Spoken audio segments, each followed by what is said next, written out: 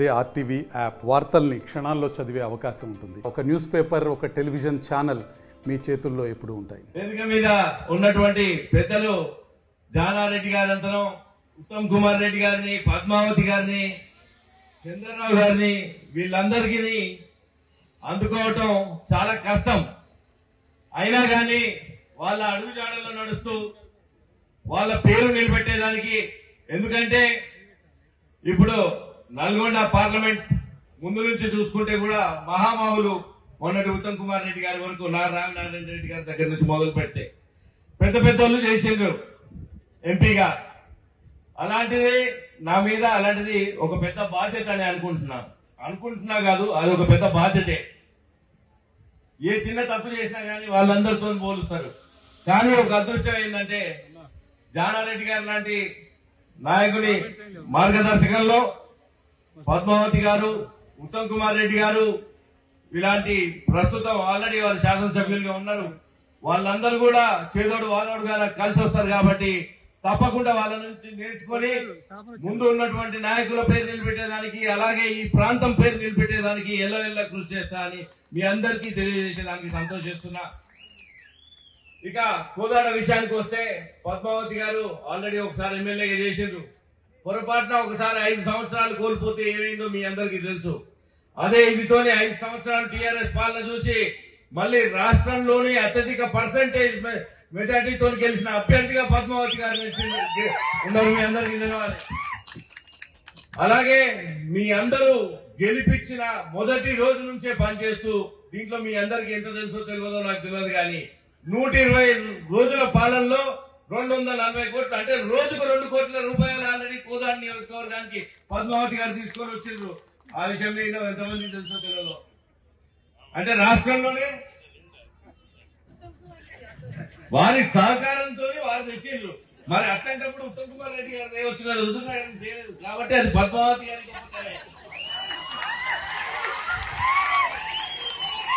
వారి సహకారంతో వాళ్ళు తీసుకొని వచ్చారు. ముందు హుజూర్ నగర్ కూడా ఎక్కువ వస్తాయి అనుకోండి. మరి సాగర్ నియోజకవర్గానికి జగన్ రెడ్డి ఎంత చేస్తారో చూడాలి పోటీగా.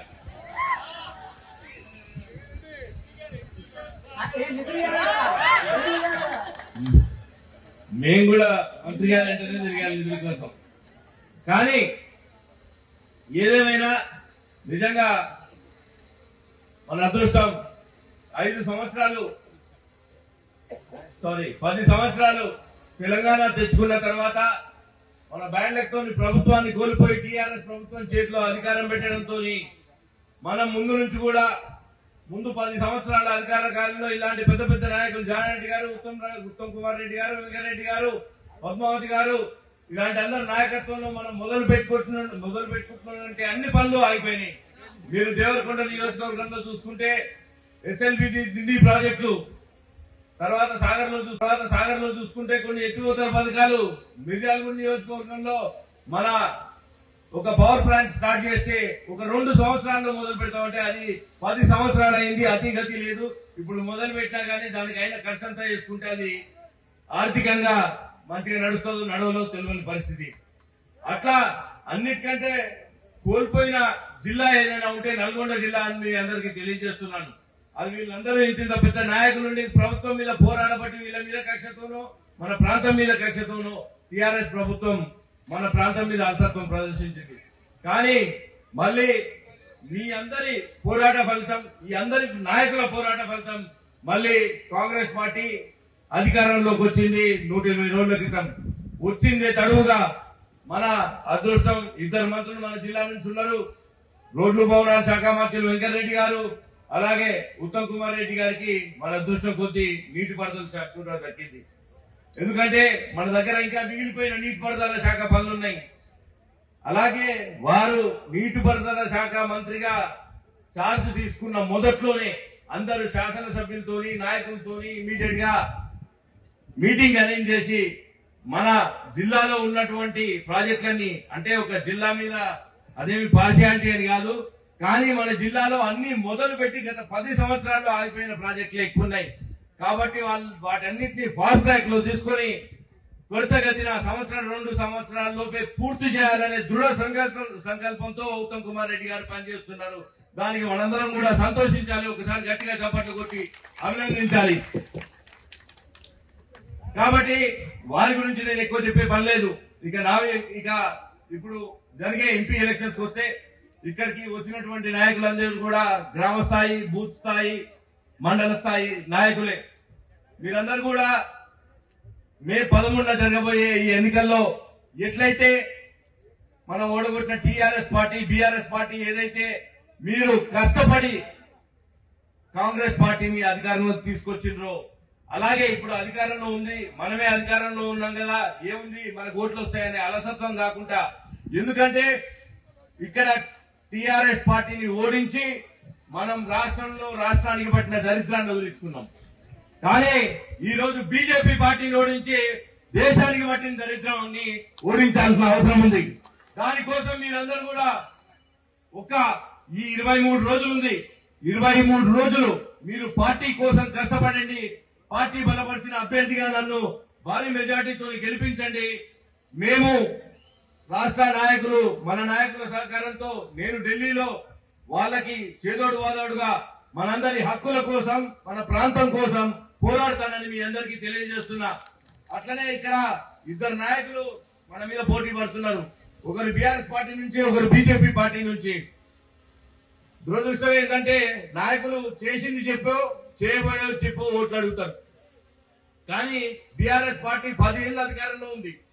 బీఆర్ఎస్ పార్టీలో మన ఉత్తమ్ కుమార్ రెడ్డి గారి చేతిలో 50,000 మెజార్టీతో బీఆర్ఎస్ లో ఓడిపోయిన అభ్యర్థే ఇప్పుడు బీజేపీ పార్టీ నుంచి పోటీ చేస్తున్నారు. అది మీ అందరికీ తెలుసు. వారు పోటీ చేస్తున్న బీజేపీ పార్టీ గాని, ఈ ప్రాంతానికి గాని, ఈ రాష్ట్రానికి గాని ఏం చేసిండ్రో ఒక్కసారి ఆలోచించుకొని ఓట్లు అడగాలి. ఇందాక ఉత్తమ్ కుమార్ రెడ్డి గారు గుర్తు చేసిండ్రు, బీజేపీ పార్టీ 10 సంవత్సరాలు అధికారంలో ఉంటే వాళ్ళు కొత్తగా మన ప్రాంతానికి ఏది చేయకపోగా ఈ రాష్ట్రం విడిపోయినప్పుడు తెలంగాణ బిల్లులో పెట్టినటువంటి ఏ ఒక్క హామీని కూడా నెరవేర్చలేదు. ఐటీఐఆర్ ప్రాజెక్ట్ నుంచి మొదలు పెడితే, బయ్యారం ఉక్కు ఫ్యాక్టరీ దగ్గర నుంచి మొదలు పెడితే మనకు జాతీయ హోదా కూడా ఏ ఒక్క ప్రాజెక్ట్ ఇయ్యలేదు. ఇలా ఏ ఒక్క హామీ నెరవేర్చకపోగా కొత్త పనులు కూడా చేయలేదు.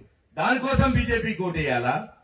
ఇంకోవైపున బీఆర్ఎస్ పార్టీ దాన్ని వాళ్ళ పరిపాలన 10 సంవత్సరాలు మీరు చూసే అలిసిపోయి మన జిల్లాలో ఒక్కొక్క అభ్యర్థిని 50,000 పైచిలకు మెజార్టీతో గెలిపించిండ్రు. మీరందరూ కృషి వల్ల ప్రజలు గెలిపించిండ్రు. ఏ పని చేయలేదని ఒక 120 రోజుల క్రితమే ఓడిపోయినటువంటి బీఆర్ఎస్ పార్టీకి ఓటేయాలా? కాబట్టి వీళ్ళు చేసేది లేదు, చెప్పింది లేదు. ఇప్పుడు రాబోయే 5 సంవత్సరాలు కాంగ్రెస్ పార్టీయే అధికారంలో ఉంటది. మన నాయకులు ఇక్కడ ఉన్నటువంటి మంత్రివర్యులు ఉత్తమ్ కుమార్ రెడ్డి గారే, వెంకరెడ్డి గారు మన జిల్లాకి నేతృత్వం వహిస్తారు. రేవంత్ రెడ్డి గారే ముఖ్యమంత్రి ఉంటారు. 5 సంవత్సరాలు రాబోయే పరిపాలన కూడా కాంగ్రెస్ పాలనలోనే సాగుతుంది. ఈ విషయాన్ని మీరు బూత్ స్థాయిలో ప్రజలలోకి ఈ 20 రోజులు విస్తృతంగా తీసుకుని వెళ్లి కాంగ్రెస్ పార్టీకి ఎందుకు మనం ఓటేయాలి, మిగిలిన పార్టీలకు ఎందుకు ఓటేయొద్దు అనే దాన్ని విస్తృత స్థాయిలో తీసుకెళ్లి అందరూ 1,00,000 మెజార్టీ చెప్పొచ్చు, 50,000 మెజార్టీ చెప్పొచ్చు. అది ఎంత మెజార్టీ రావాలన్నా అదంతా కూడా మీ చేతుల్లో ఉంది. అదొకటి మీరు గుర్తుపెట్టుకోవాలి. మరిన్ని వీడియోస్ కోసం ఛానల్ ని సబ్స్క్రైబ్ చేయండి. లేటెస్ట్ అప్డేట్స్ కోసం వాట్సాప్ ఛానల్ ని ఫాలో చేయండి. అండ్ లింక్ డిస్క్రిప్షన్ లో ఉంది.